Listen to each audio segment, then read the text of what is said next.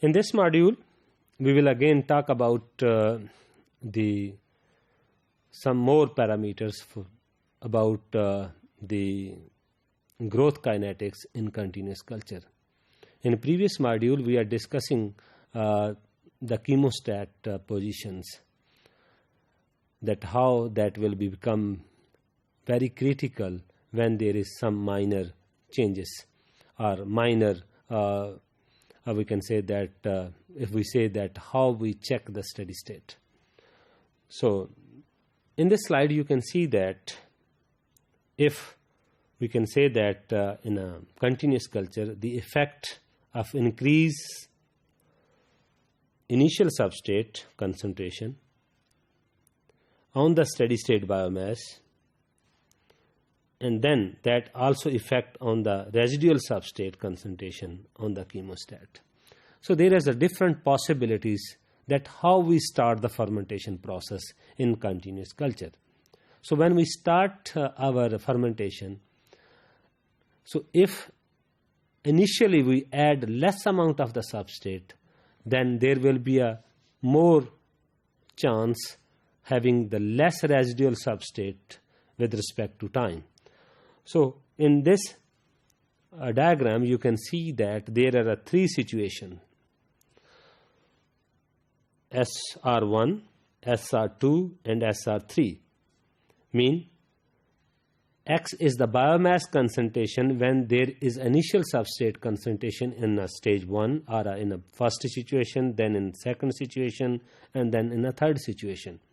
So when there is a more substrate, mean SR3, then there is, when we say that there is a utilization, so that is, you can say there is an equal trend of the depletion of those substrate. But as concerned the residual substrate, we can see that the same trend. But as concerned the SR1 and SR2, then that is gradually having the different decritical stage. So mu max that change over that, having the three stages as we have the initial substrate concentration. So that's very critical that how we start our fermentation in a continuous mode. So we can say that the effect of increasing the initial substrate concentration on X bar and S bar, mean that is biomass concentration and residual substrate concentration during steady state. So as I have already told you, the SR is increased, so increased, then the residual substrate concentration is unaffected. But the decritical increase slightly with an increase of the SR.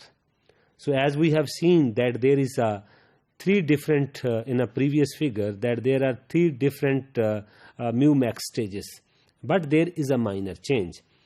So where SR, SR2 and SR3 in the figure represent increasing concentration of the limiting substrate in the feed medium. So as well as we have seen, then there is a minor change in the mu max conditions. So in such cases, when we say that the result of chemostat experiment may differ from those predicted by the foregoing theory. So the reason for these deviation may be having some anomalies associated with the equipment or the theory not predicting the behavior of the organism. So sometimes when we say that there is ideological and some sort of very clear situation, but the behavior of the organism change with the addition of some substrate. So we can say that under certain circumstances, so the practically there is so much fluctuation in the steady state. So imperfect mixing would cause an increase in the degree of the heterogeneity. So because in a fermentation there is a number of factors can affect the steady state. So if that is when some organism being subject to the nutrient success while others having under the severe limitation, because when there is not proper mixing, what happen? The substrate concentration on some part of the fermentation vessel having excess, and on other hand, because there is the addition of the substrate on one side, because that is not the showering of the substrate, we will only having addition on one side.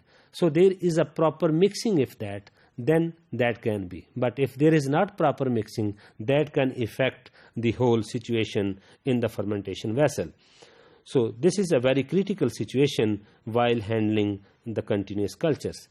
So when we say about the continuous culture, up till now we have discussed when all the cells are freely moved in that.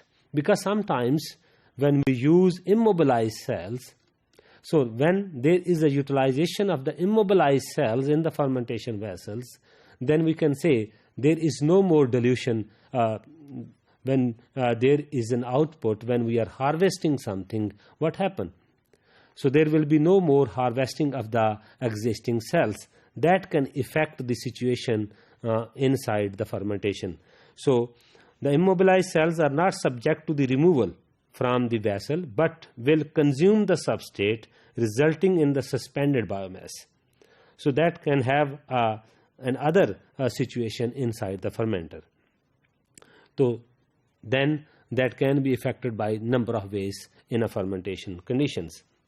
So on another hand, when we say that a frequent observation in carbon and energy limited chemostat is that the biomass concentration at lower rate is lower than the predicted. Sometimes we are predicted some and other results, but actually what happened then when we estimate practically, that is the totally different result. So in such case, when we say about carbon and energy limiting substrate, then the biomass concentration at lower dilution rate is lower than the predicted one. So this is attributed to the phenomena of the microorganism utilizing greater proportion of the substrate for maintenance at lower dilution rate. So effectively, the yield factor decreases at lower dilution rate. Bull 1974 reviewed the major cause of the deviation from the basic chemostat theory. Because when we say that there is a chemostat theory, when we say that there is a very steady state and we balance all the growth parameters by controlling the dilution rate, but there is a major deviation from that. So Bull 1974 reviewed all those changes, that what is the basic deviation from that chemostat theory. So the basic chemostat theory may be modified in a number of ways, but the most common modifications are the addition of extra stage vessels and the feedback of biomass into the vessels. So if we only have a single vessel, so sometimes we have a multi-chambers fermentation vessel just to avoid the anomalies or deviation in chemostat culture.